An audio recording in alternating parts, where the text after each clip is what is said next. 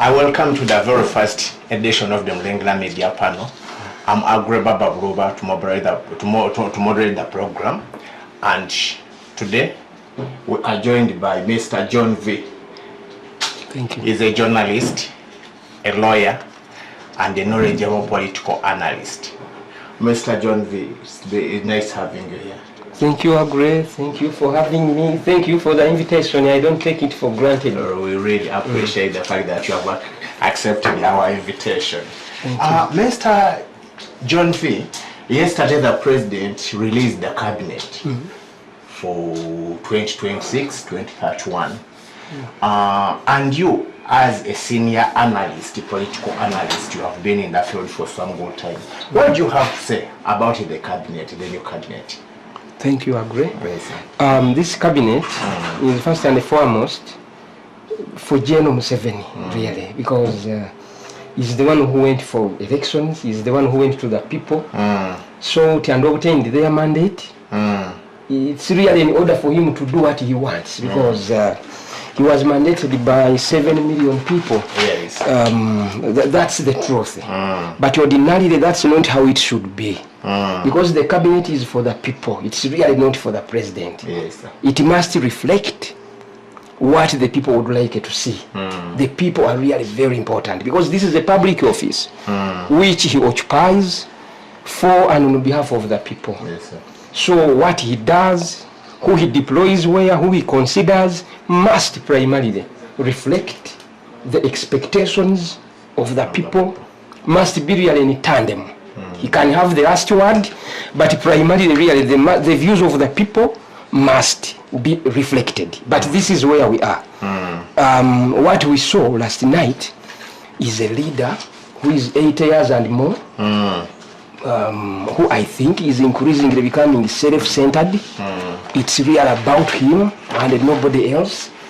You can say what you want to say. He matters, really. It's about him.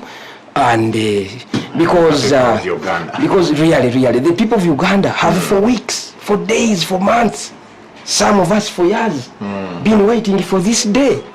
I do not think this is what we've been waiting for. A leader who gets an old list and recycles it back in our faces. This is not what we've been expecting, but honestly. Some new names on the list. Fine. Let's reflect the character of this cabinet. Yes, please. Because a leader really who believes that the views of the people matter could not have done this. That we are waiting for a new cabinet. We end up with the same prime minister, same vice president, same everybody. Apart from Kasule Justin, the first 10 are almost the same old people, same old faces. Yes. What should the people of Uganda expect? Because everybody believes this cabinet has been a raw deal. It has been a cabinet of grievances.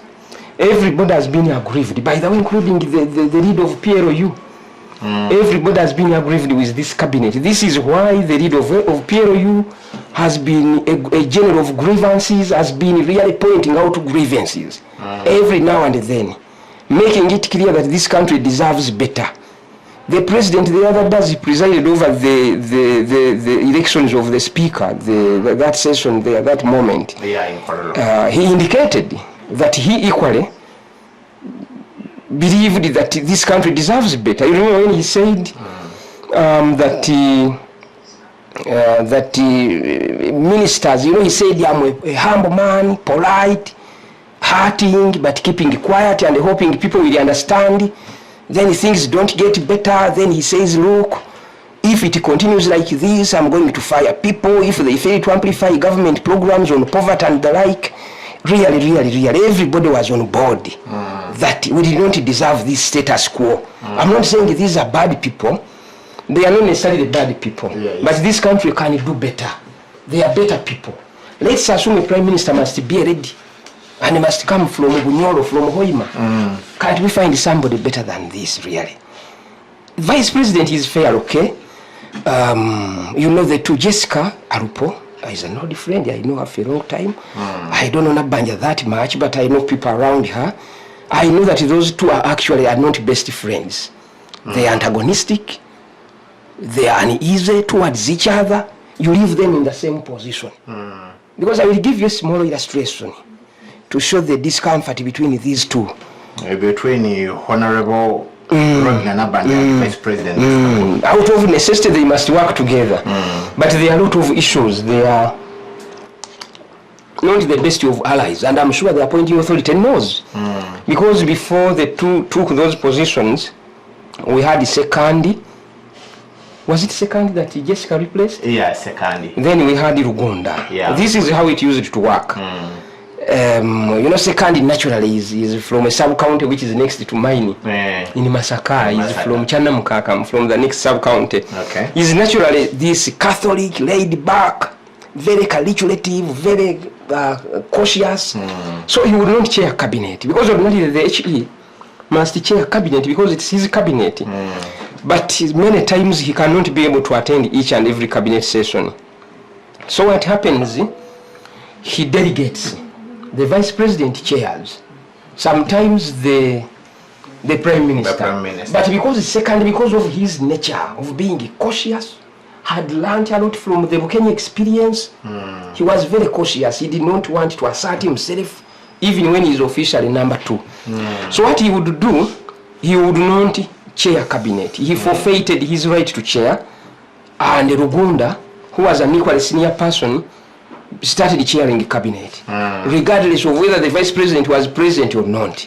Prime minister can ordinarily chair in the absence of the first two, the HE and the VP. Now, when we have a new prime minister and the vice president, Nabanja, who had been part of the old cabinet where Rugunda used to chair as the second took back a stage, demanded, asserted herself demanding to be the one to chair. Because her point was, my predecessor has always chaired this thing. Why does it change when I'm in?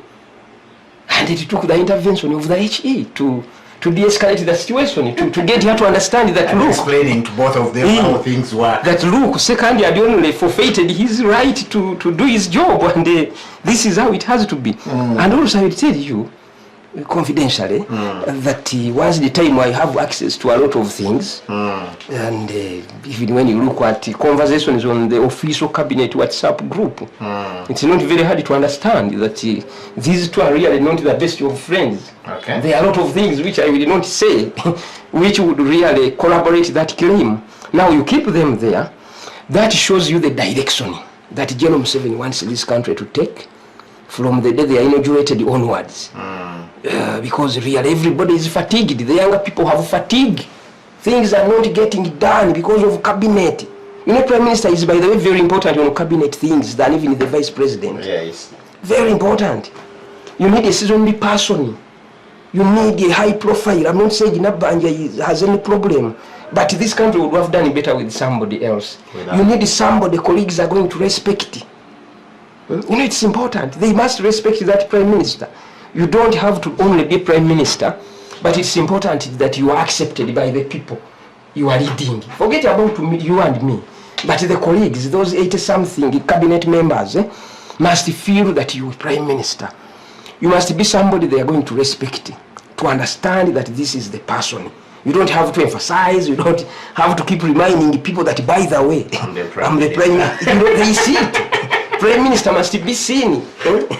Does not have to assert here. Based on the comments from the public, I think Nabanja has really performed beyond the expectations of all the critics. People criticized her when she was appointed at the time, but based on what she has done, I think she has performed well, and that could be the reason why the president retired in this position. I do, without a doubt, she's done well. I work with a lot of people in her office. She's very practical, very responsive.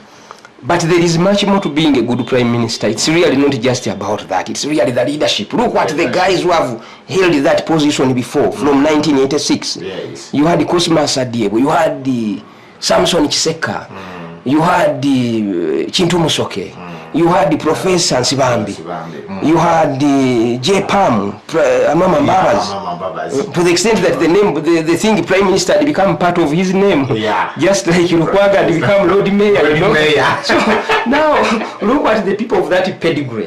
Then, because you see, Prime Minister is head prefect. It's a coordination role. You coordinate colleagues. Yes. You can only coordinate colleagues if you are acceptable to them. the way you behave, the way you handle things. Because ministers also are human beings, by the way. And many times have had bitter exchanges on WhatsApp, in cabinet. You need somebody who is a unifier, who can put out the fires, who can be an adult in the room. Yes. You know? Because now you have my sister, Justin in America. That type. The Prime Minister is as combative as Justin. Are you trying to say Justin Amelo would make a better Prime Minister than you? Certainly not, but you know, by doing this, I think the HE is certainly demystifying these positions to show that, look, anybody can be Prime Minister. You don't have to be so special. Anybody can do it, as long as they can put on a dress and you can be Prime Minister. Okay. You know, I'm not saying, you know, Rabanja, we even talk on phone. She's done a lot of work, without a doubt. But if you have a population of tired citizens who believe their country deserve better, you see them pronounce themselves on social media. Yes. You need to really construct your cabinet in a way that demonstrates a little bit that you've been hearing them, that they have spoken, and that you've heard. You know, you've heard. Because I cannot imagine another 5 years of the chaos that has been in that place. You know, these days we don't write many of these things because we've grown, we are told this is our country, we cannot destroy it, it's the only one we have. But that chaos which has been happening, a Prime Minister who instead of helping people to make a peace, is a belligerent herself, Katumba Wamala has to weigh in to say, guys, please stop it. You know, Katumba Wamala ends up being the adult in the room. Yet traditionally, a Prime Minister has always been the adult in the room. Look back at your former school. Remember who was your head prefect, whoever it was indeed the adult in the room. But if you're going to have a Prime Minister who is going to quarrel with another prefect, I do not know who is going to sit in the chair and say, guys, I'm the adult, can we please de-escalate? Can we leave that? John V, if I may ask you. Yes, sir. If you had, in case you had been given an opportunity at least to suggest a few names to the president before he released this cabinet, which people would you suggest at least to tell the president this and this can work and can do a better job than Nabanja? Thank you. In this you know I'm Muganda, I'm from Masaka, and I'm not saying this because I'm Muganda. A man like Katumba Wamala, by the way, is not my friend. He one time wanted to lock me up for writing a certain story. He's not my friend, you know. But there is consensus even in the colleagues of cabinet that a person like that really would do the job. And the grapevine had been out there that he was most likely going to be. And this is something us and the other colleagues wrote about, that Katumba Wamala is into Achimazi, you know. But I think Big General Museveni does not want to be second guest. He would not want a Buruba waking up saying, look, I said so, I saw it coming. But this Katumba is a person many stakeholders have even recommended. Was somebody who was acceptable by so many people. He's not the only one. There are many other people who certainly can do better. This is not to some against Nabanja, but if the president wanted to signal that this is a cabinet of hope, this is a cabinet of renewal, this is a cabinet under which things are going to get a little bit better, I think really there was an issue there. Okay. We could have done better. Okay. And this is what I think, by the way. I don't know if you intended to raise that question.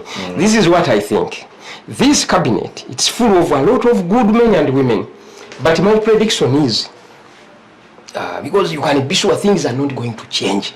Things are not going to get done. The chaos is the Kampala chaos is going to continue the way it has been for the last 5 years. Because you've retained the same minister. Exactly. Citizens are going to assert them. These people of Uganda, our children, our brothers and sisters, they're not going to keep quiet. You can lock up some TikTokers, you can do whatever you want to do, but because of the anonymity that has been enabled by social media and the internet, they're not going to keep quiet. They are going to continue mounting pressure on this cabinet, demanding better, demanding that things must get done. And the President Museveni is not dead wood, he's a human being. At some point he will have to respond to public pressure, public pronouncements and demonstration of lack of support for the cabinet. And I will not be surprised, let's watch that space, if within 6 months changes are made. This cannot really happen. I don't think he intends this to be the thing to be with us for the next 5 years. But we are talking about a man who used to shuffle the cabinet at least Yeah, every term, but this past term, 2021-2026, didn't you shuffle the cabinet? The ministers appointed at the beginning and the very minister who finished that term. What if the same thing happens? Because we must be surprised all the time, because he's General Museveni. We must surprise us. Very unpredictable man. But if it continues this way for 5 years, I can tell you, there will be price to pay. The party will have to pay price. Himself personally will have to pay price. The president himself. The grievances of the people are going to multiply. The support of the ruling party will diminish as a result of that. Okay. I don't expect much. You know, the public opinion is extremely important. It's why General Museveni goes to TV. It's why he puts out a message, because everything is being done for the people. And the public opinion, I'm very, very sure as night follows day, people are going to speak. A few will be locked up. Their heads, skulls are going to be crushed, but they are not going to keep quiet. And that pressure is going to make it hard for this cabinet to even do their work. You know, we've had a situation in the last 5 years. I have many ministers who are my friends. We talk personal. Ministers even fear to go to functions because of the anger of the public, the resentment. At funerals in Busoga, in Buganda, in wherever, they don't even want to move in a government car because the public is angry. Removing this guy. The public is resentful. Things are not being done. I don't see how this cabinet, the way it has been given to us, is going to de-escalate that problem. Okay. And that is going to make a worker difficult. Ministers are not going, because if you're a minister, the HG the other day we had at Kololo demands that they must go to the community and engage with the people. Now, if you're a minister, you know you are required to go. People don't like you in a funeral, in a church. I've heard of ministers who have been chased away from church functions. It's been seen on several occasions, actually. And the minister picks up a microphone to speak and people start telling you, why you don't like them? Alternatively, they walk away. You know, so the government messaging is going to suffer. I do not know how he looks at it. You know, but when you look at the first page of the cabinet, I don't know. You wanted it to carry on with the... But Rebecca is okay. Yeah, actually, she's been to that there for a long time, but I do not know how she does her thing. She's likable. She's personable. People like her. I think in Busoga people are happy. Because originally she was second deputy or something. No, she was first deputy. She's stayed where she was. Yeah. She stayed. I think that was the two positions. I think he's one of the few who can go anywhere. Whether it's an opposition area, NRM area, she will get audience. People will receive her really very kindly. Okay. That one is okay. So there you're content, you're satisfied. It's not about me, I'm just reflecting the views of the people. She's really liked. I tell you, she's liked. People are very nostalgic of the days when she was Speaker of Parliament. I don't exactly know what she did that people who came after did not do, but people like that lady. Yeah, actually, when you say people like Kadaga, I saw the reaction of the people online when the news broke out that the president had told her she was not going to appear in the cabinet and that she was very okay with it. Very people showed a lot of anger with our woman. They like Kadaga. For example, recently there is a story which came out. Yes. The story of her going to the shrine, doing this and that, but much as some other people and Kadaga people tried to push the story.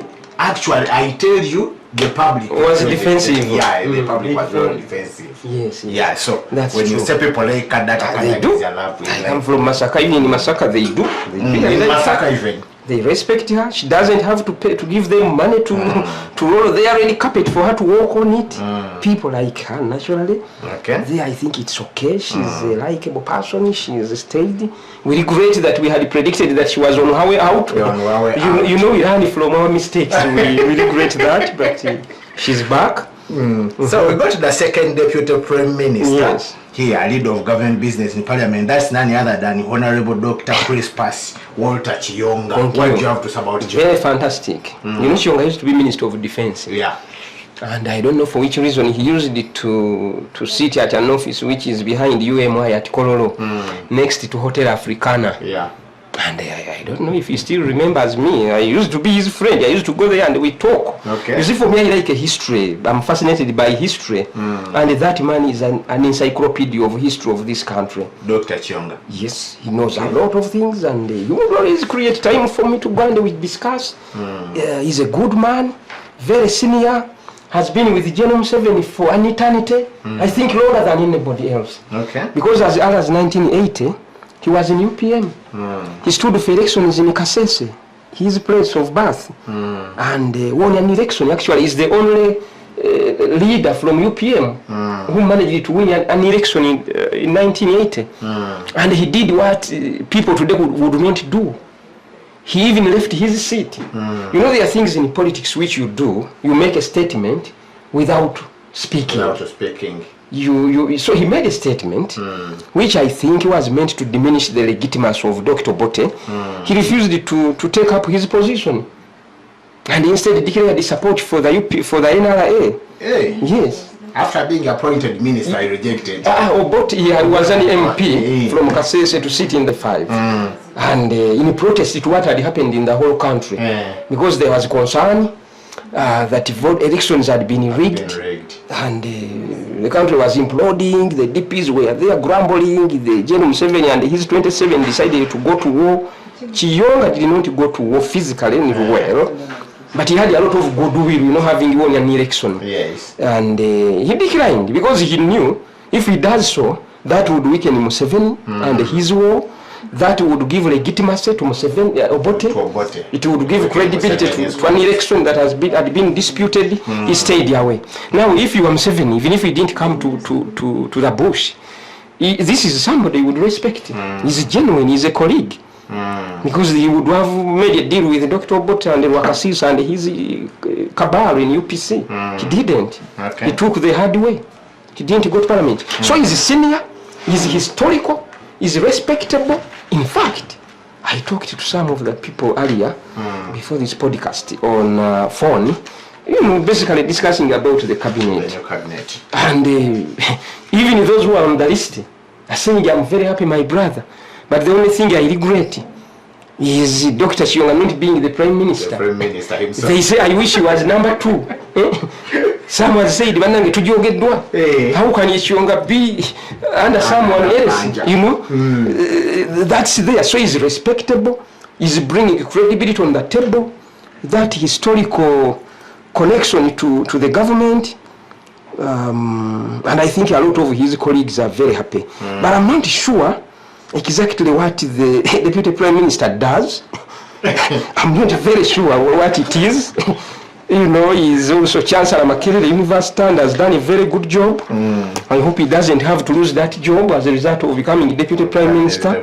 He's a very good man, really. He's been through a lot. You know, the last time he was in Parliament, I think, was 2016, when he was defeated by the husband of Honorable Saro Pendi. Atkins, you know that man who speaks. Yes, I know him. So, he's a good man. I think people in Kasese are happy. You know, because that's called the Rwenzo region. I think they are happy. And he's genuine. He's not a manipulator. He's a respectful person. I think he's going to do a good job. And then we have another. And if I were Nabanja, I would encourage that he represents me from time to time on the parliamentary front. You know, the Prime Minister must interface with the Parliament from time to time. I hope she can deploy him there, can deploy him to represent her on the Parliamentary Commission, because the Prime Minister is by statute entitled to sitting on the Commission. And so if you send Chiyonga there, he will do a good job.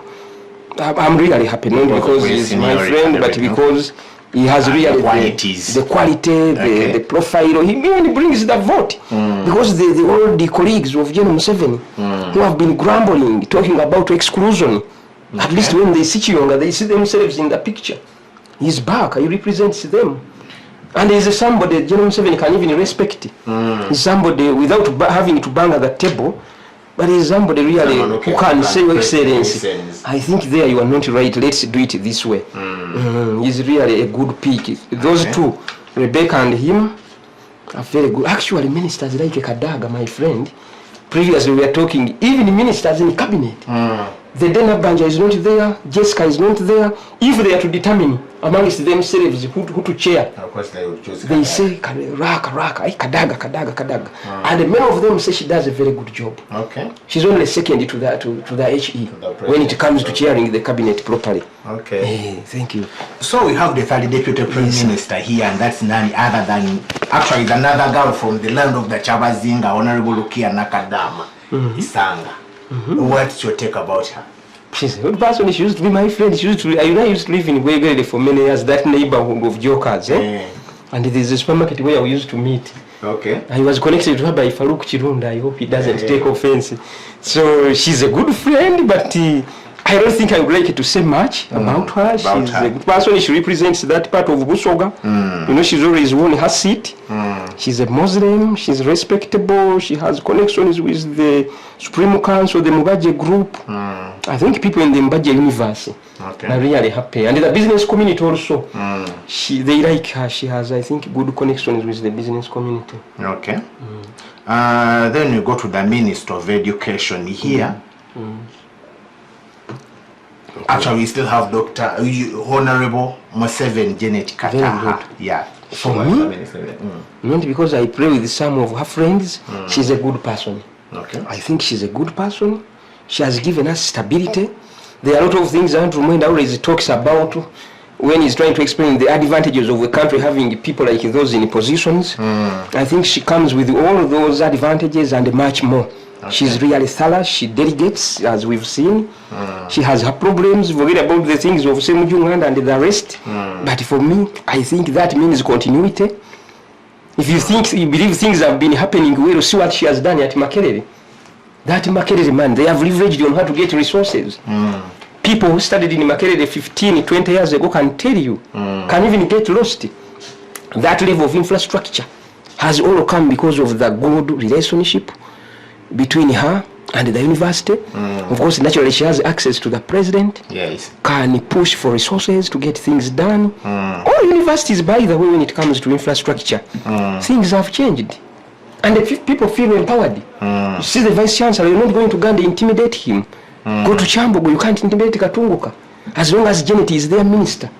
You're not going to come and mess up with the public land. To say, you know, the president wants this investor. I don't know if you've been to Ntinda, their minister's village. Yes. When you stand there, you see all of that land in the valley belongs to Chambogo University. And there have been attempts. Ask any of the former ministers before Janet took charge there. There have been attempts. It's not that the mafias are not seeing that land. Okay. They have been trying to grab that land. But it has been so easy for Professor Katungu and his council to keep, you know, fighting them off because of who their minister is. It means a lot, I think. But because look at the general education sector. Yes. How has it performed in her stewardship? Has there been any improvement or something like that? Because you've talked about the universities and people, actually most people don't even focus on that. They focus on secondary primary schools in their villages. Thank you, Uncle. You've given me an opportunity to even speak more. You know, for me, I'm more connected with higher education. You know, when I became a journalist, many years ago, you know Chris Obole? Yeah, Chris. He's the one who brought me to journalism. That great man from Bukedia. So the first assignment he gave me, you know, I came from a political home, and he could not know that I knew politics a lot and loved it. So I was just there, ready for an assignment. So the first place they sent me was to cover universities. Okay. Because the newspaper wanted money, they wanted business. So I have a lot of understanding, a lot of connection within that universe of higher education. At least I know with authority. I know how it looked like and what it is today. In terms of resourcing, I will make a few illustrations to make this point. Yes. Tangodoy, you know Tangodoy? Yeah, Dr. Tangodoy. Do you know how he came to catch the eye of the president? No. I don't know if you knew him earlier, but what I know, it started from Makerere. You know, he used to be a leader of Mwasa. And he was agitating for better pay, better terms. And there is a time Makerere was closed for almost a whole year. That university there. And it was about staff salaries. Staff salaries. Indeed, the pay was really, really poor. You look back, you even wonder how these professors would survive. Today, you cannot get somebody from Makerere to say you go and work in MTN. Go and work in Stanbic. I'm talking about private sector. You know, in private sector, those are the best employers. People cannot. People are earning 15 million. And in Makerere, you don't have to do a lot of work, by the way. You are able to do your lectures, your classes, then you are able to go and do masters, staff development, because the resources are there. The salaries have been enhanced. Of course, it has taken many efforts. Professor Nwagaba, now the deputy governor BOU, yes, is the one who Tanga replaced. Okay. That Nwagaba there also led a strike, which caused the university to be closed for months. Okay. If you talk to him, he will tell you how it looked like and where it is today. Those guys are well paid. I think Makerere and other public universities today are some of the best employers. Okay. It's really a good place to work at. Of course, there are problems. It's always work in progress. Things even Rome was not built in one day. But all of those have come because of the minister. Because if there is a problem, people like Taiwo have helped her a lot to run the sector. Because Taiwo also came from the students' movement, sat in the council at Makerere. He understands Makerere the way he understands the back of his palm. So they get information on good time. It's processed and passed on to her. She gets to know what needs to be done. If you need to engage the HE, she will cause a meeting immediately, and the things will get done. Okay. The staff welfare, but you see the infrastructure, because Janet, you and me, even in the HE, all of us are going to die one day. Those good buildings, that infrastructure. You see, for me, when I was in Makerere, I've been there twice. The first time I went there, it was so complicated, to the extent that if we went for a short call, and in library, no short call, you would not find your chair. Somebody else would compete for seats in that library. Whoever went to Makerere those many years ago, 10 years and more, can collaborate what I'm saying. Even lectures, people used to stand to be in lectures when they're outside. It was like a marketplace. You have a small room, then you have a group of 500 students. They will not fit in the room.